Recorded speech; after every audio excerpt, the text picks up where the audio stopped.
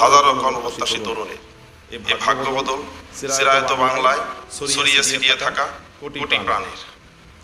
মাননীয় প্রধানমন্ত্রী, আমি এসেছি ফরিদপুর জেলার সোয়ারমপুর গ্রামের ভূমিহীন এক কৃষক পরিবার থেকে।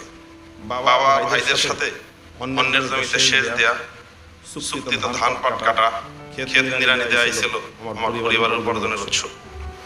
ঝড় বৃষ্টির রাতে ছনের ঘরে চালা উড়ে দেওয়ার ভয়ে ঘুমোতো না আমাদের।